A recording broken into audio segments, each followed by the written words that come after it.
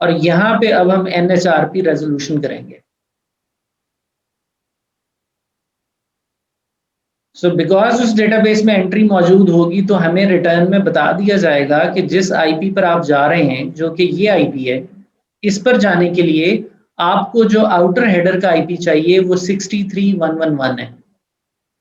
ये रिजॉल्व हो जाएगा और आपकी ये जो डेफिशिएंसी है ये मुकम्मल होगी पैकेट की, and the packet will be able to route all the way to R3। So NHRP will be triggered automatically as soon as we ping. So अभी तक हमारी डेटाबेस के अंदर कोई रेजोल्यूशन नहीं हुई हुई।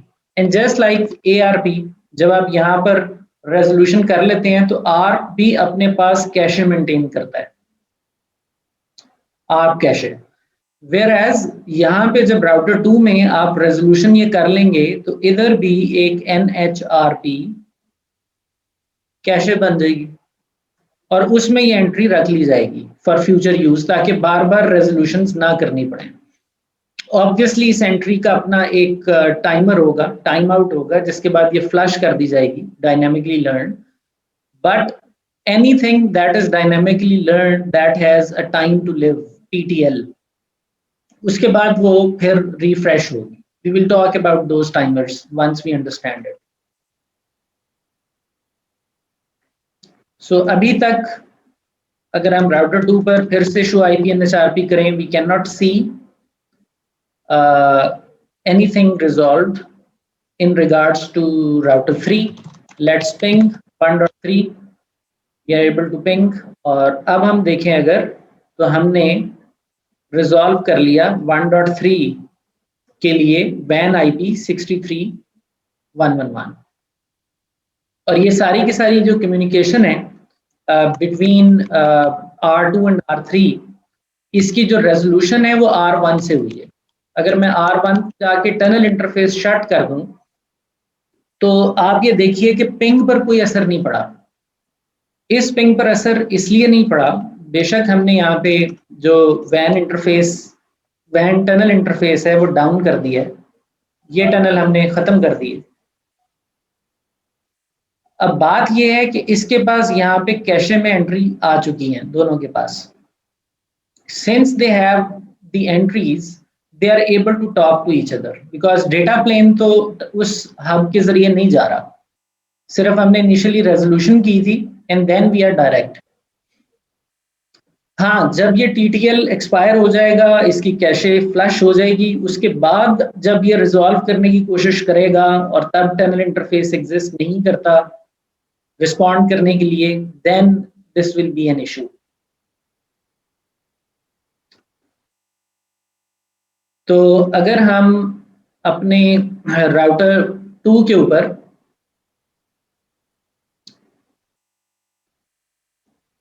एक और टेलनेट सेशन ले लेते हैं, लैंड इन राउटर 2 और हम कह देते हैं क्लियर IP NHRP। हमने NHRP डेटाबेस क्लियर कर दी है।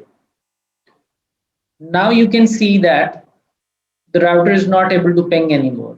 रीजन क्या है कि वो पीछे NHRP रेजोल्यूशन करने की कोशिश कर रहा है and NHS is down, so we need to bring up NHS।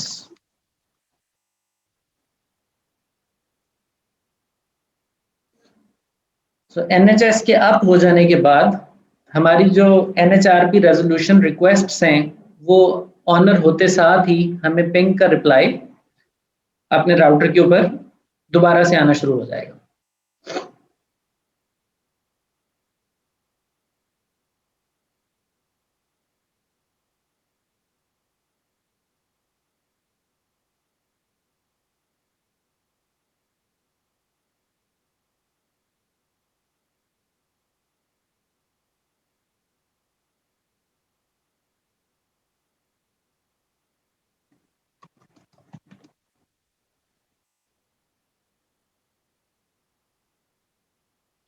Let's ping the hub first.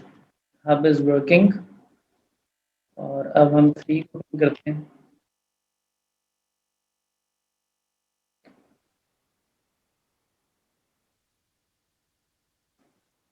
Did we change anything on it? We did not.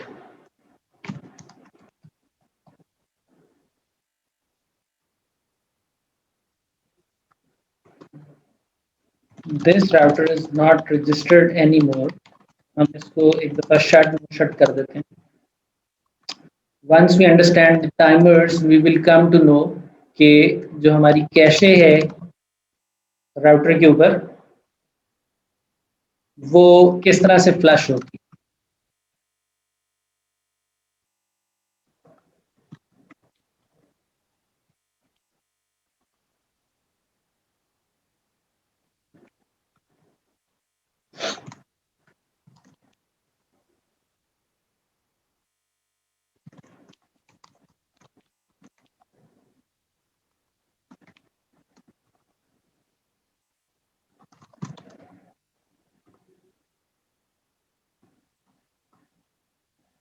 Okay, so we are able to ping the router again. तो हमने इसमें ये analyse किया है कि हमारा जो data plane है that is not dependent upon the hub, only the signalling is dependent. अच्छा, इस पूरी टनल में जो हमने अभी तक इस्टेब्लिश की है, एक्चुअल तो हम ये चाहते हैं कि हमारे लैन आपस में बात करें. We want this loopback 1 to be able to talk to the loopback 1 of R2. So इनके दरमियान communication will be known as LAN to LAN communication. तो MGRE तो ready है, but let's see if we are able to ping between our loopbacks. So you can see that we are not able to ping between our loopbacks, although the tunnel interface is up. तो इसके लिए अब हमें routing करनी है उस tunnel के ऊपर. ओवरले बन चुका है, उस ओवरले को काबिले इस्तेमाल करने के लिए राउटिंग करनी है. तो अब हम राउटिंग कर लेते हैं. राउटिंग करने के लिए मेरे पास दो ऑप्शंस हैं. आई कैन यूज स्टैटिक राउट और I can use dynamic routing. तो पहले स्टैटिक राउटिंग के जरिए बात को शुरू करते हैं. और स्टैटिक राउटिंग के पॉइंट ऑफ व्यू से अगर देखा जाए तो हमें क्या रूट ऐड करना है अगर मुझे राउटर 1 से राउटर 2 पे जाना है. So what do you think, अगर मुझे राउटर 1 से राउटर 2 पे जाना है तो मुझे क्या रूट ऐड करना है. राउटर 2 का जो सबनेट है जिस तक मुझे पहुंचना है वो 192.168.2.0 है. So what should I put in this routing table. 2.0 certainly ये है जिस तक मुझे जाना है. अच्छा, अब ये जो बात हम इस वक्त डिस्कस करने लगे हैं that is very very important in terms of routing over MGRE. मुझे ये बताइए कि यहाँ पर अब मुझे जो एक नेक्स्ट हॉप का जिक्र करना है वो अब मैं कैसे करूं. पॉइंट टू पॉइंट GRE में यू रिमेंबर हम यहाँ पे टनल इंटरफेस का नाम लिख दिया करते थे, बिकॉज पॉइंट टू पॉइंट में तो जब आप टनल इंटरफेस में कोई भी ट्रैफिक पुश करेंगे तो ऑब्वियस है कि उसका एक डेस्टिनेशन मुकर्रर है और उसने उधर ही जाना है. लेकिन ये एक MGRE टनल है. इस MGRE टनल में अगर मैं सिर्फ टनल 1 ही लिख दूंगा यहाँ पे तो क्या ये करेक्ट है, क्या ये चलेगा. This is a question. Anybody would like to answer.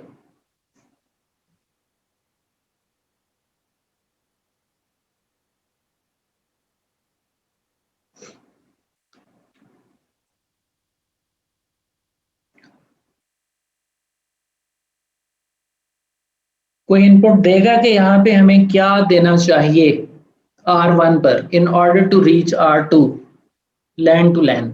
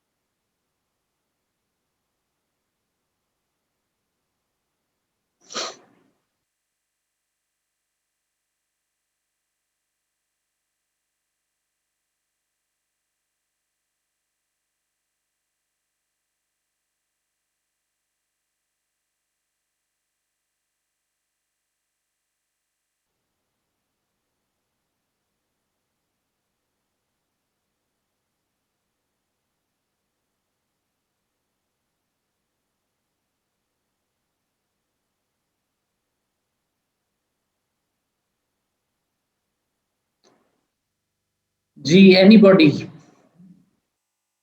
क्या हमें रूट डालना है?